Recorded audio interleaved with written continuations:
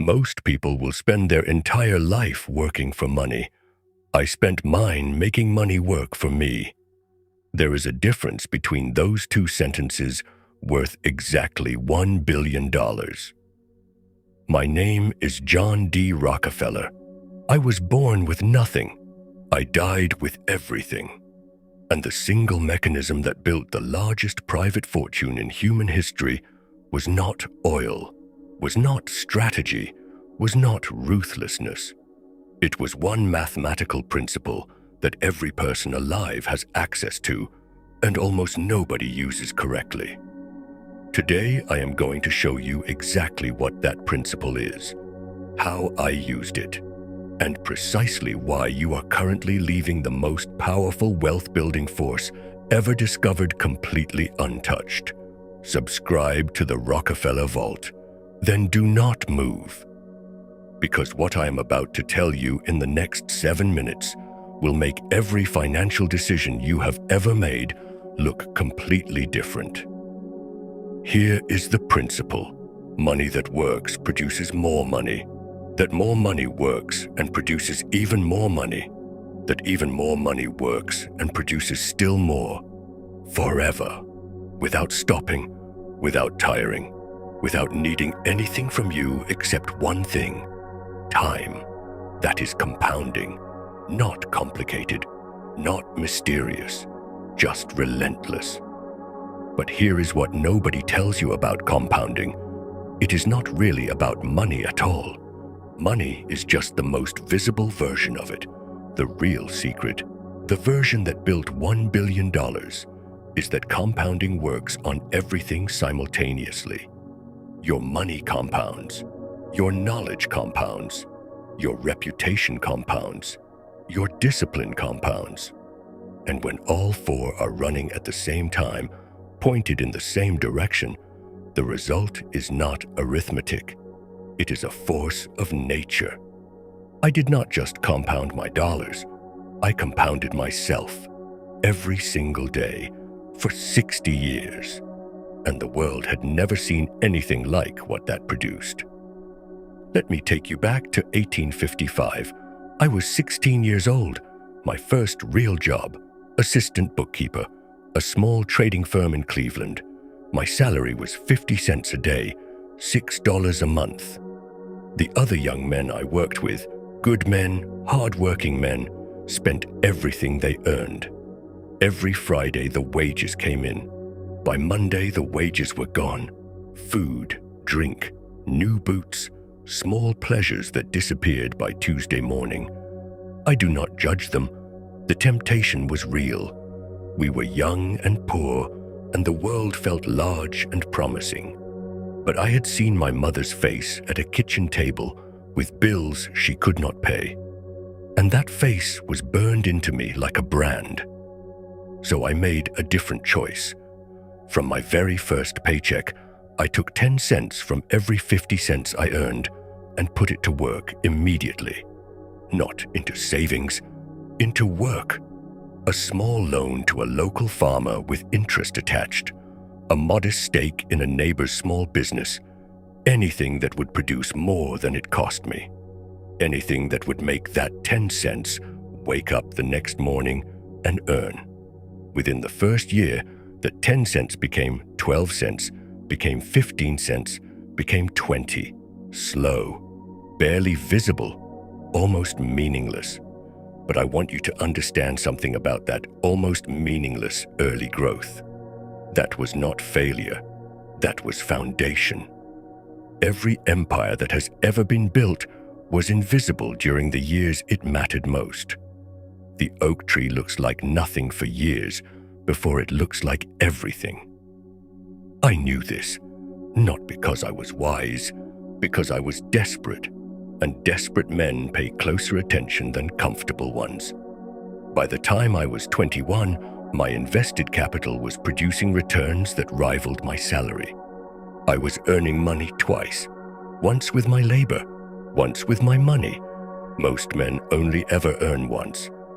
I decided at 16 that I would always earn twice. That decision, made by a 16-year-old boy with 50 cents a day, is the direct ancestor of $1 billion. Not talent, a decision. Now I want to show you what compounding actually looks like over time. Because most people imagine it as a straight line going upward. It is not. It looks like nothing, then a little more. Then suddenly, without warning, it looks like everything all at once. The mathematics behind this are simple, but the experience of living through the early years, the years of almost nothing, that is where most people fail. Not because they lack intelligence, because they lack patience for results they cannot yet see. I have a question for you. Have you ever started something financially, saving, investing, building, and stopped because it felt too slow, because the number was too small, because the progress felt invisible and pointless, and frankly embarrassing compared to what you imagined? I know you have, because every person alive has done exactly this at least once. And every time they stopped, every time they reset the machine, they paid a price they will never be able to calculate. Because the price of stopping compounding is not the money you had. It is every dollar that money would have produced for every year it would have run. That number, the invisible number, is the real cost, and it is almost always catastrophic.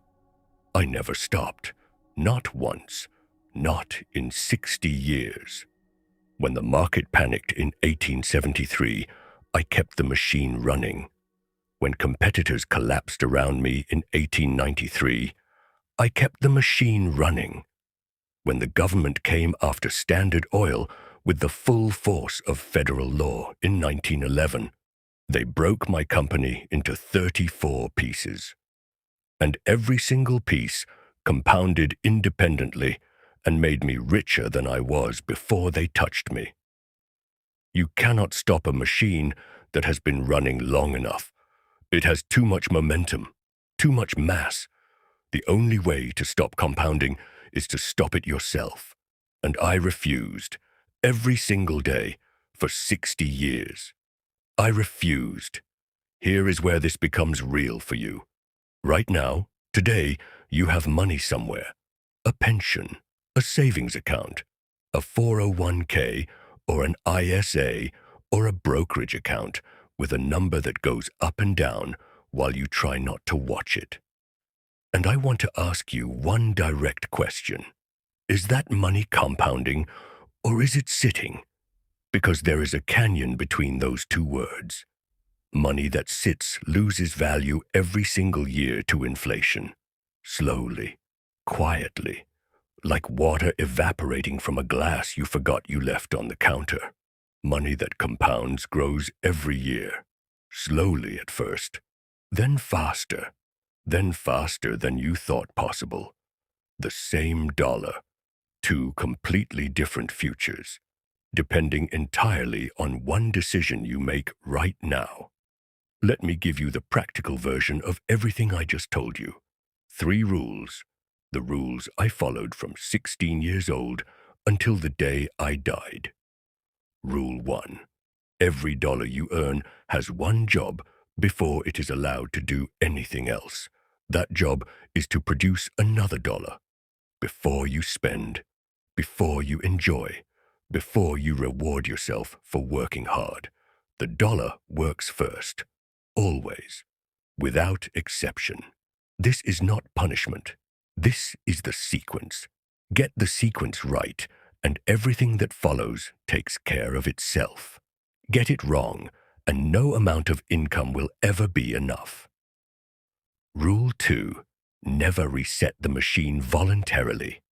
Every time you pull invested capital out to spend on something that disappears, you are not just spending money. You are destroying the future money that money would have produced. Feel that weight every single time you are tempted, because the true cost of spending compounding capital is not the amount. It is the compounded future value of that amount, which is always, always larger than the thing you are buying with it. Rule 3. Start before you are ready. The single most expensive financial mistake most people make is waiting until the conditions are right, until the amount feels significant, until they understand it perfectly, until life settles down. Conditions are never right. The amount is never significant enough at the start. Understanding comes from doing, not from waiting to do. The person who starts today with $100 will always, mathematically, permanently, without exception, outperform the person who starts next year with 1,000. Because the early years of compounding are the most valuable years, not the later ones, the early ones, and you are spending them right now, either feeding the machine or waiting to feed it. The machine does not wait. I built the largest fortune in human history on the back of a principle that every single person watching this has equal access to. Not oil, not railroads, not the particular genius of my negotiations or the particular ruthlessness of my business decisions. Compounding. Available to everyone. Used correctly by almost no one. The difference between the people who use it and the people who do not is not intelligence. It is not opportunity. It is not circumstance or luck or timing or connections. It is the decision to start and the discipline to never stop. Make the decision today. Start with whatever you have. Feed the machine. And then, this is the hardest part, leave it alone. Let it run. Resist every temptation to reset it. Trust the mathematics, even when the mathematics feel invisible. Because invisibility is not failure. Invisibility is foundation. And foundation, given enough time, becomes everything. I started with 50 cents a day. I ended with $1 billion. The machine built it. I just never turned it off. Subscribe to the Rockefeller Vault, and do not come back next week without having started.